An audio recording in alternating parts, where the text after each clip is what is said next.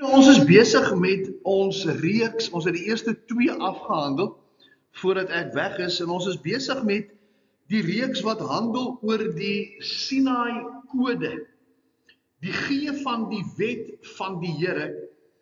En ons wil saam lees, of die gedeelte dan saam lees, net 6 versies, Exodus hoofstuk 20, die eerste 6 verse. Toe het God al hierdie woorde gespreek en gesê, ek is die Here jou God wat jou uit Egipte land, uit die slawehuis uitgelei het. Jy mag geen ander gode voor my aangesig hê nie.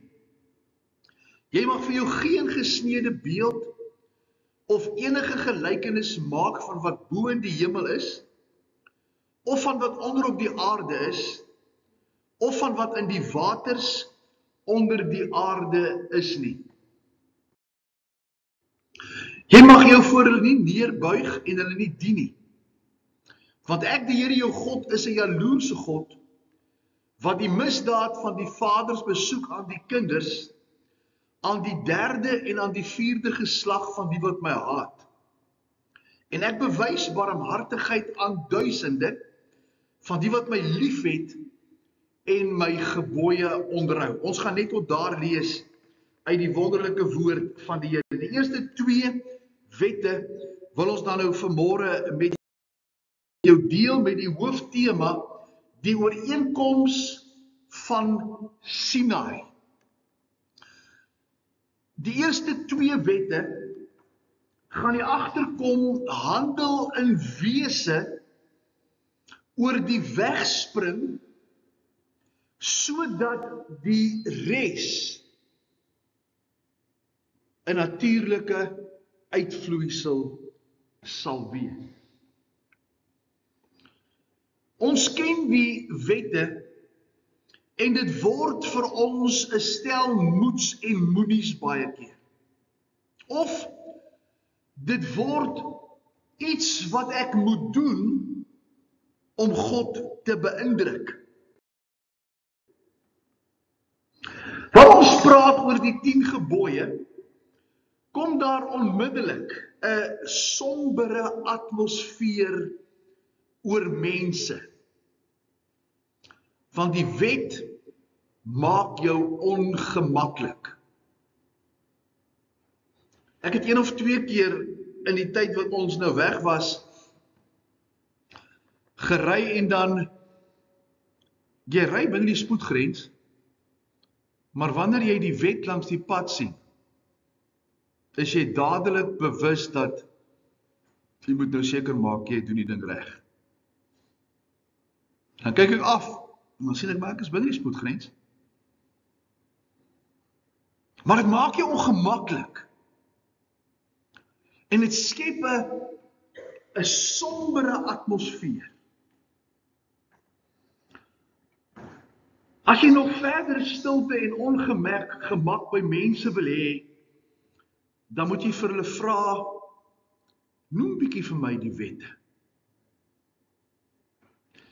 En dan sal ons gewoonlik hoor dat die 10 gebooie is, jy mag nie moord pleeg nie, jy mag nie steel nie, jy mag nie begeer nie, en jy mag nie egbreek pleeg nie.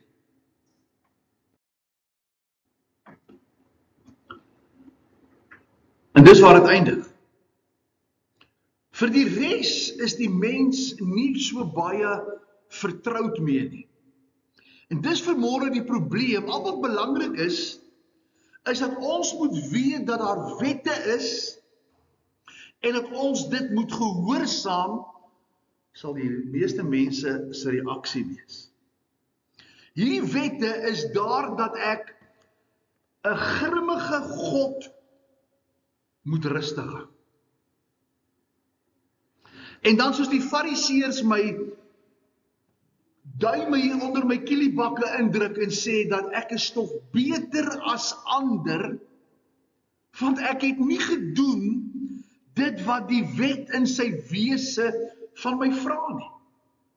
Die vraag is dus, waarom kyk mense na God deur die lens van die wet. Waarom dink ons God beoordeel ons ten opsigte van ons gehoorsaamheid? En waarom kyk ons na God in 'n beter prentjie as ons doen wat die wet sê?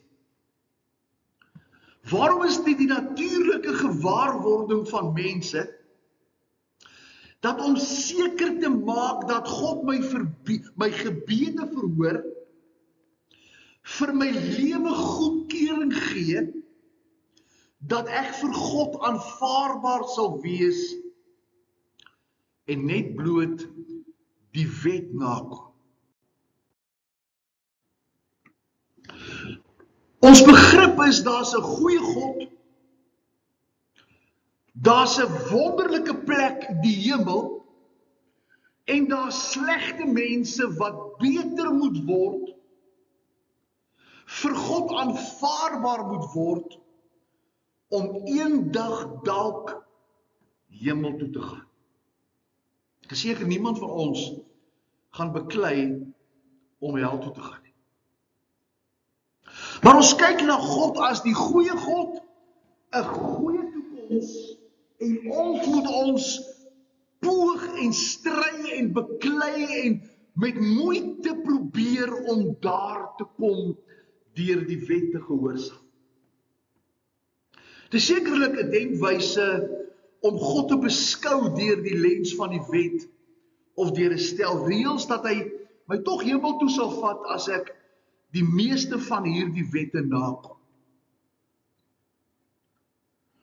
Hy sekerlik tog hierdie wette en hierdie reëls vir ons te gee om na te kom, nie noodwendig as 'n voorwaarde vir ons verhouding nie, maar eerder 'n bevestiging van 'n verhouding met hom. En ek gaan baie hierdie stellings maak as ons in die tyd wat kom na die 10 gebooie kyk, om te praat dat jy verstaan dat wanneer ons praat oor die wet, is dit nie 'n voorwaarde nie.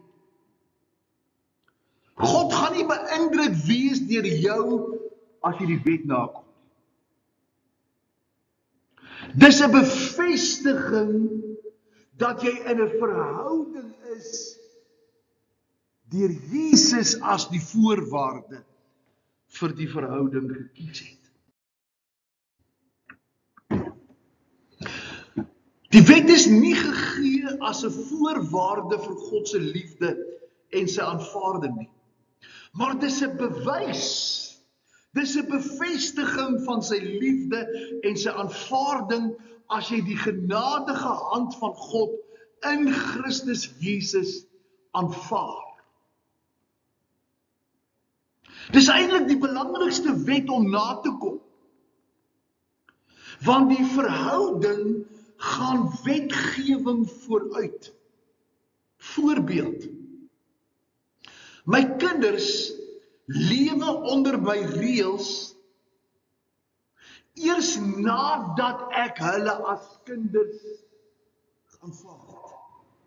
Hoor jy wat ek sê? Hulle word nie my kinders omdat hulle my reëls nakom.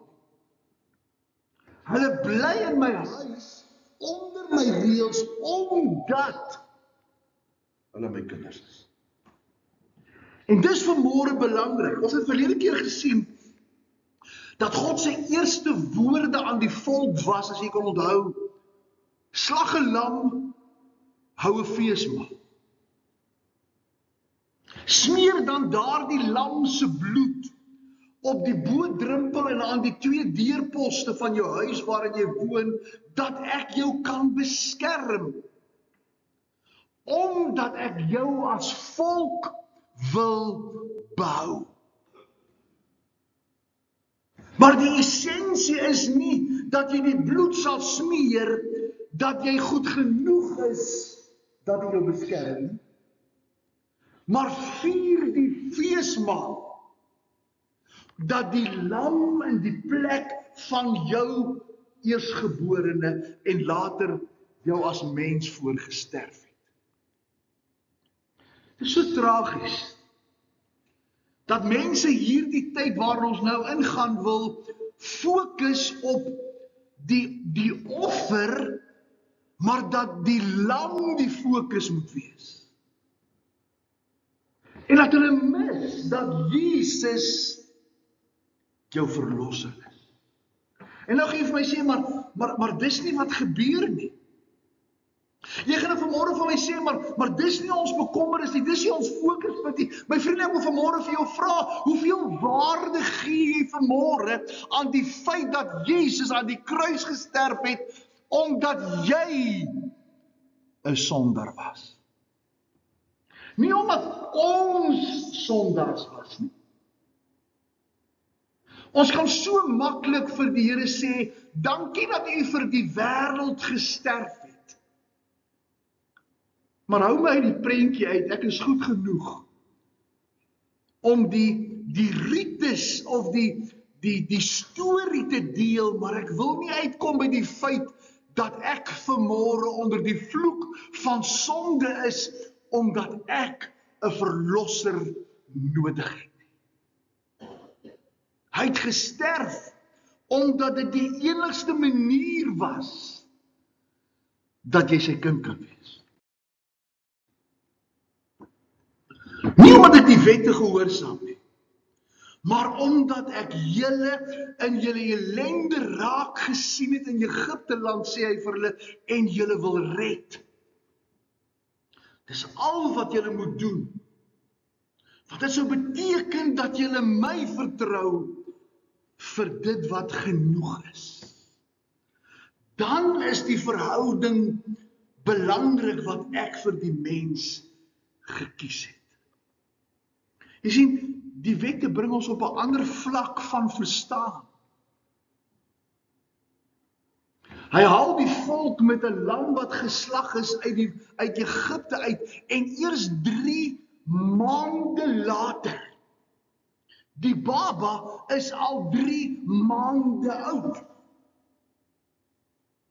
Toe bring God die volk, die baba by Sinaï in sy huis, en hy sê, as jy my baba is, dan sal jy doen wat ek jou vra, want ons is in verhouding.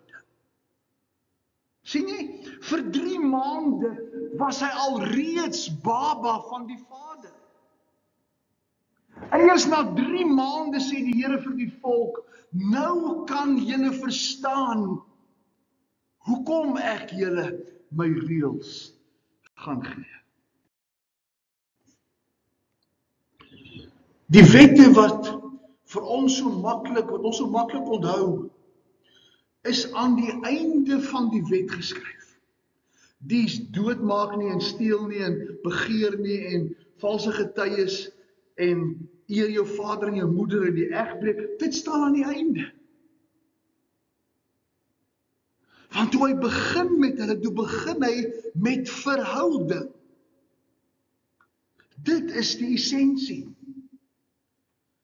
Hy begin die gesprek met verhouding. En hy sê as die verhouding reg is, sal die ander in lyn kom. Ons gaan volgende week so vinnig kyk na hoekom dit maklik is om as ek verstaan dat hy my God is en dat hy 'n eis op my lewe het. Hoekom dit maklik is om nie moord te pleeg, eg te breek, te steel en te lieg en te bedrieg nie. En ek gaan so vinnig vir jou die opsomming gee, is omdat hy dit nie doen. Maar jy sien, as ek my losmaak van hom, en ek lieg en steel en bedrieg en vat nie 'n ander man se vrou, en ek eer my vader en ek eer my vader en my moeder, dan is dit nie omdat hy dit nie doen nie, maar omdat ek hom wil beïndruk, dat hy my sal aanvaar. Ek leef anders, nie om aanvaarbaar te wees nie, maar omdat hy dit nie doen, doen ek as sy kind dit ook. Want hy begin met verhouding. Ek wil jou nooi, as jy vinnig jou Bybel kan oopmaak, Maak bietjie jou Bybel oop daar by Exodus hoofstuk 20.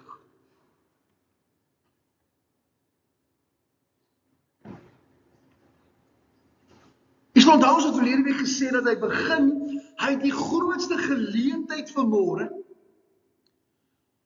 om dit wat hy wil sê, te sê. Want hy begin met sy eerste woorde. God het nog nooit met die volk gepraat vandat hulle in Egipte was nie. Hy het met Moses en Aaron gepraat. En 3 maande later bring hy die volk by Sinai en vir die eerste keer praat hy met die volk self.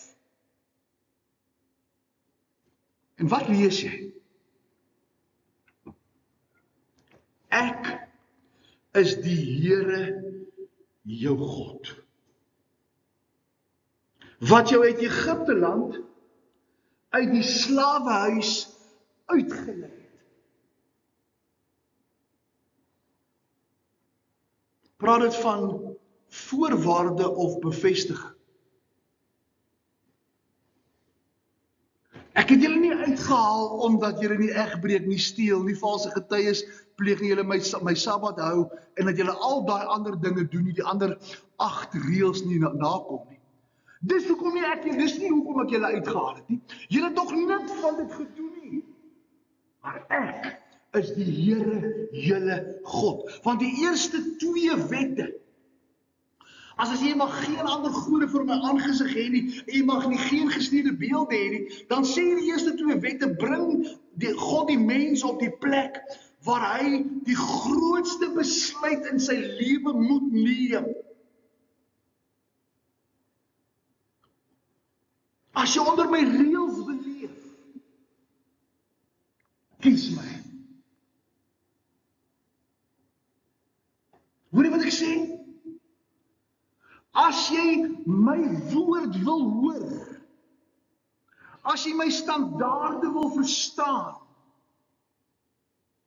kies my. Ek is die Here jou God. Die grootste besluit wat God wil hê Israel moes neem, en dis waarom hulle tot vandag toe nog stry en beklei oor wette en die nakoming van baie sabbatte en baie dinge, omdat hulle die verhouding gemis het. As jy die grootste besluit is die geleentheid dat jy my sal kies, dat ek jou pa is. Want ek het jou uitgelei en vir jou gewys dat ek verantwoordelikheid vir jou gevat het om jou uit hierdie ellende uit te haal en vir jou 'n belofte te vervul wat ek al vir Abraham gesê het en ek wat al vir Jakob gesê het, ek is nou besig om hierdie belofte te vervul. Weet julle dat die volk binne 6 maande, 4 maande in Kanaan kon gewees het? Maar dit vat hulle 40 jaar omdat hulle hierdie stap mis. En reg deur die hele boek, kan jy maar kyk, is hulle besig om te murmureer en te stry en te beklei omdat hulle wil wees wie hulle is. God sê, daar is nie 'n ander wegspring deur die eerste 2 wette wat ek met julle deel om vir julle te sê, kies my, en die ander word normaal.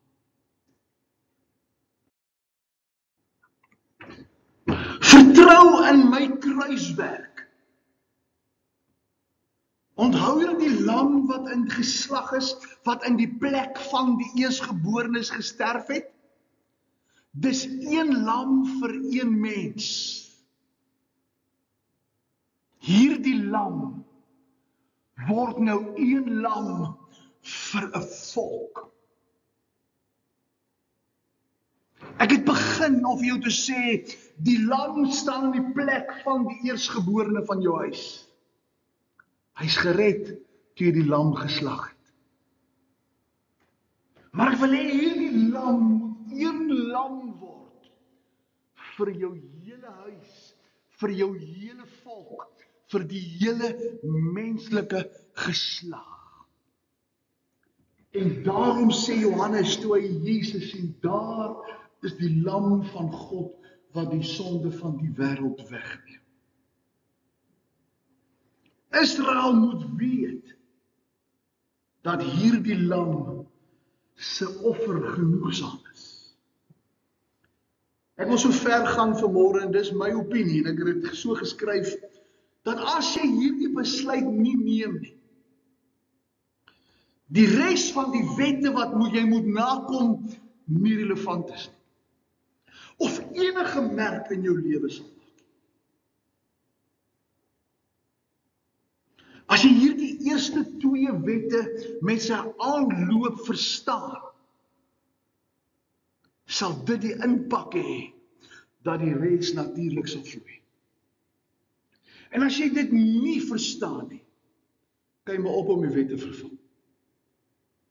Kan jy maar ophou om alles te doen wat die ander 8 sê. Die rede waarom God mense deur die les die lens van die wet beskou is omdat hulle hierdie eerste 2 wette nie verstaan of deel van hulle lewens maak. Toe die Here God al hierdie woorde gespreek en gesê, ek is die Here jou God wat jou uit Egipte land uit die slawehuis uitgelei het. Jy mag geen ander gode voor my aangesig hê. Wat God hier sê is, geen ander God. Ek is nie een van 'n klomp gode, of een wat dalk die tweede plek kan vervul nie. Sien jy waarom hierdie eerste wet so belangrik is? Want ek is nie in kompetisie vir jou hart nie. Ek is jou enigste oplossing.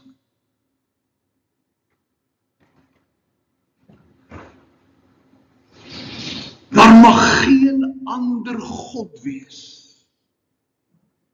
wat in die teenwoordigheid van hierdie heilige God kan manifesteer nie.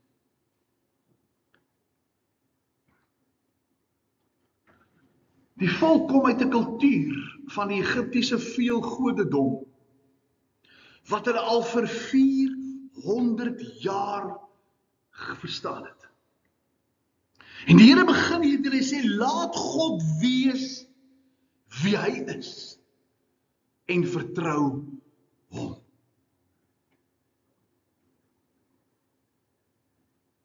Maak vanmôre 'n besluit en sê vir die Here, Here, ek aanvaar u vir wie u is en vir wat u doen. En ek besluit nie of ek staan in die plek van u om te besluit oor my lewe nie. Dan sal die manier hoe jy in die hemel kom nie jou werke wees nie. Dan sal jy hierdeur op die plek kom en jou eerste gewaarwording gaan wees, as u is wie u is en u doen wat u doen, dan het u die laaste sê oor wat in die hemel kom.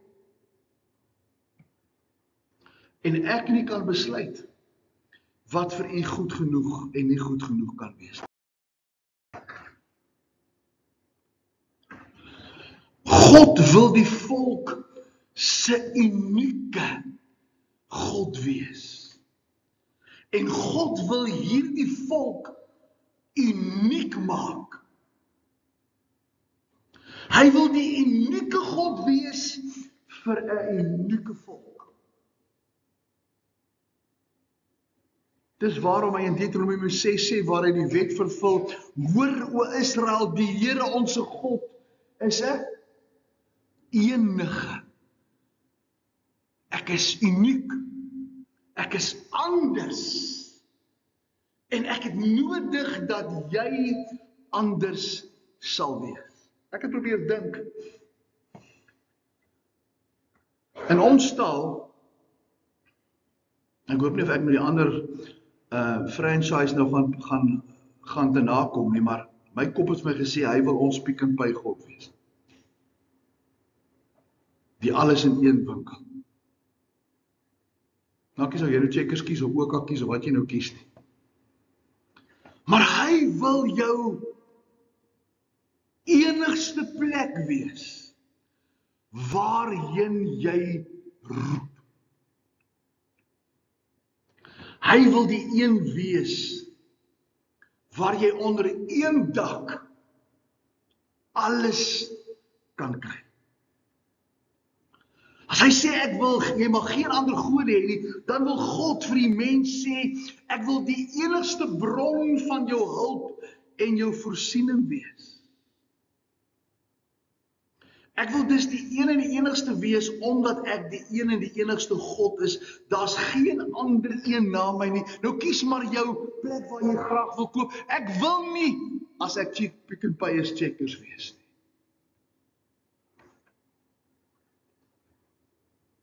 Ek wil die een wees, wat die enigste, die eerste en die laaste het. Wat God eintlik hier sê is, vir my is erkenning.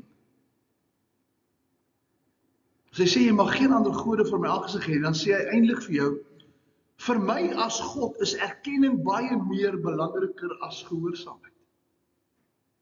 Dat jy toe Saul in die plek van Samuel geoffer het in 1 Samuel 10:11,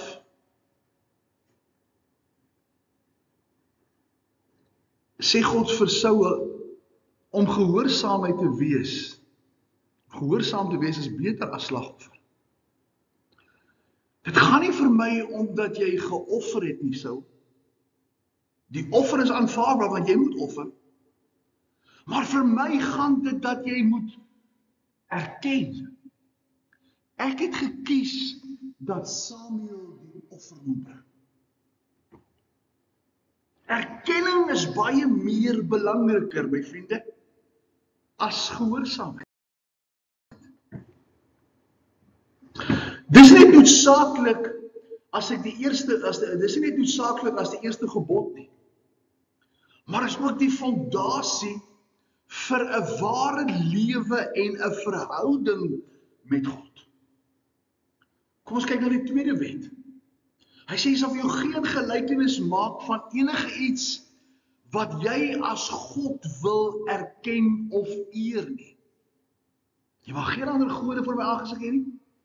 Jy mag geen gelykenis maak of 'n beeld maak wat jy as God wil eer of erken nie. Jy kan niks in my plek sit wat jy op fokus as God nie.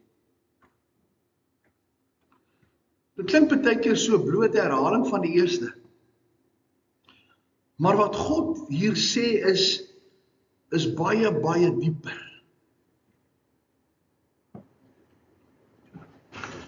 Moenie vir jou 'n beeld maak van enige iets op die aarde, onder die aarde of in die hemel, wat my verteenwoordig nie.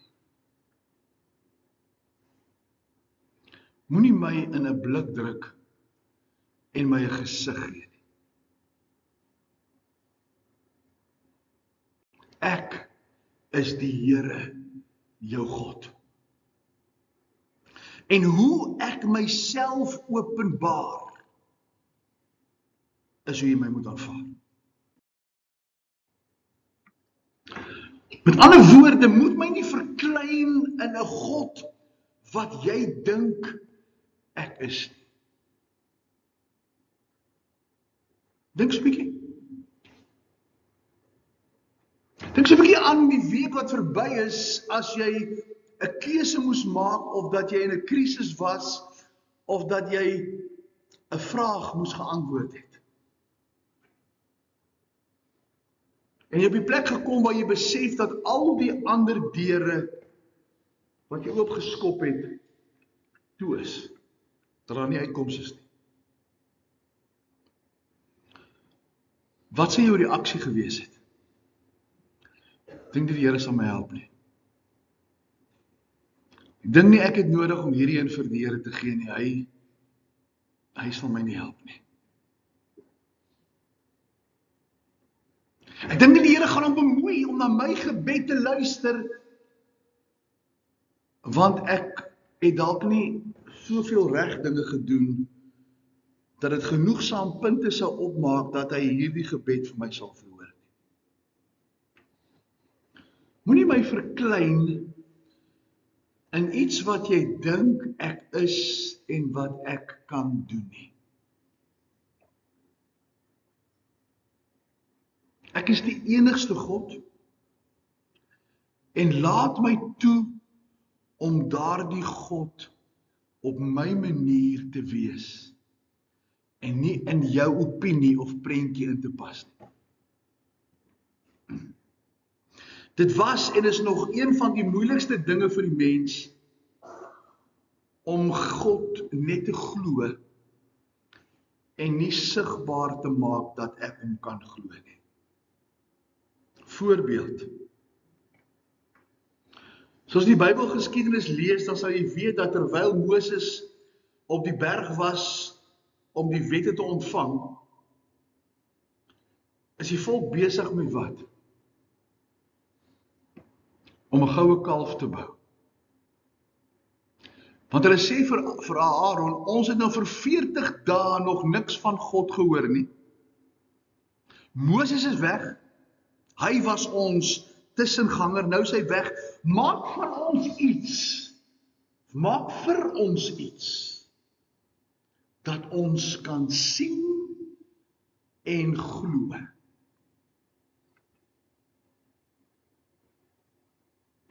Hulle het nie gevra vir 'n ander God nie. Hulle het gevra, gee vir ons iets wat ons kan sien om te kan glo in die God van Moses. Die een wat ons uitgelei het.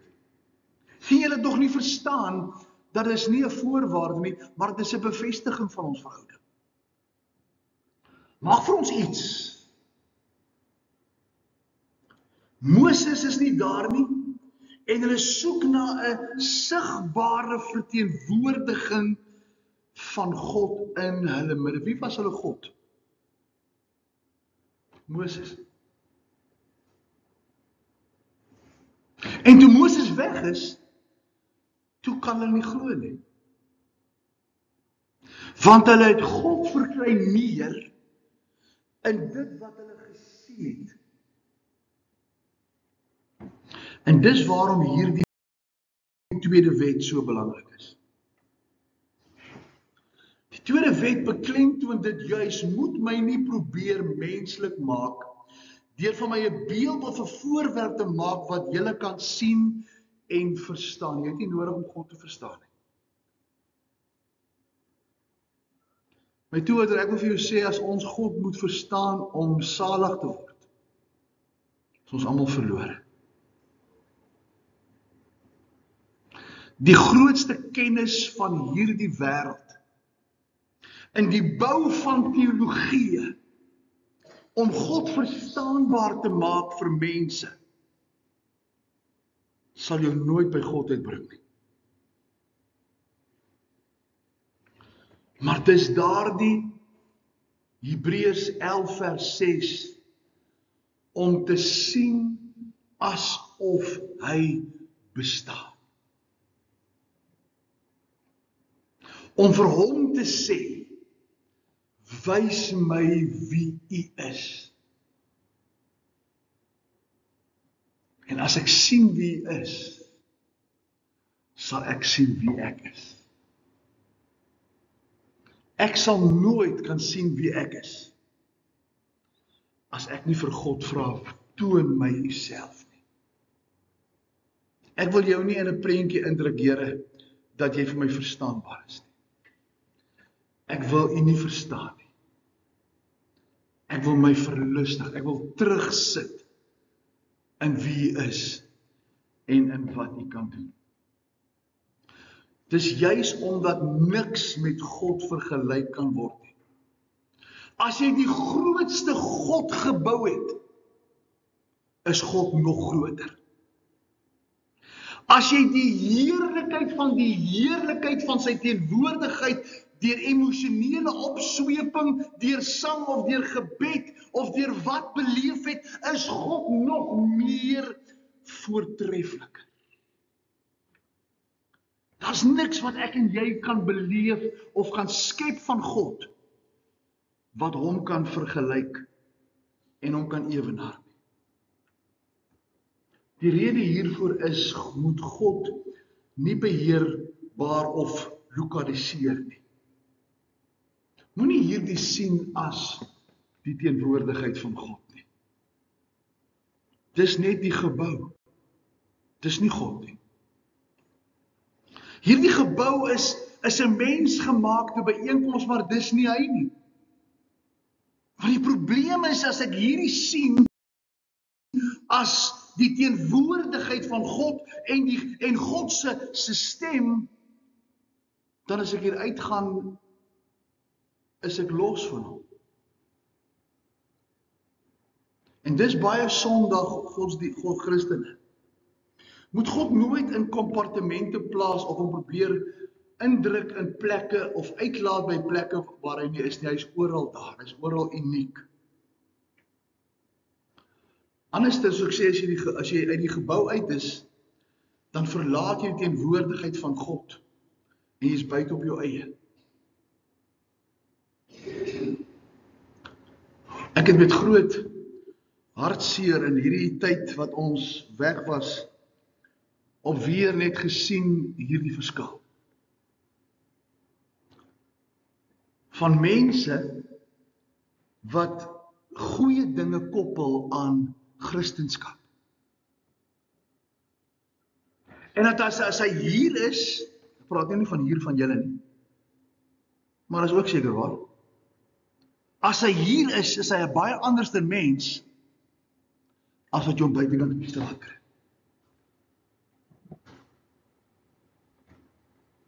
Want Sondag en in die kerk is dit geestelik en ek praat anders en ek doen anders, maar Maandag tot Saterdag sit nie dieselfde persoon nie. Dan is ek op myself. Jy kan kontak maak met God op enige plek, ten enige tyd. Dis eintlik wat die tweede gebod ons leer. Moenie hom lokaliseer by 'n plek nie, maar gee hom dieselfde eer as wat jy hom binne die kerk gee, as wat jy hom buitekant gee. Ons gaan volgende week gaan ons stilstaan by hoe hierdie eerste twee gebooie 'n uitvloeisel is van die res. My vraag is waarmee ek afsluit, is jy bereid om dit vandag te doen, om hom te kies as die enigste, dat hy die eerste en die laaste sê, en dat jy hom nie verklein in 'n prentjie van wie jy dink hy behoort te wees nie. Is jy bereid om dit te doen sodat ek my riglyne, sê hy, vra hy met jou kan deel? Want Matteus 6:33 sê, soek eers die koninkryk, soek eers die verhouding, en dan sal al hierdie ander dinge sal vir jou bygevul word. Die Here vra dus vanmôre, gee my kans om vir jou God te wees, en gee my kans om te doen wat ek kan doen. Gee my kans dat ek vir jou wys wie ek is, sodat ek vir jou kan wys hoe belangrik en hoe kosbaar jy vir my is, dat ek jou wil red, omdat ek jou nodig het, om my getuie te wees. Die Here help en die Here dra vir ons deur.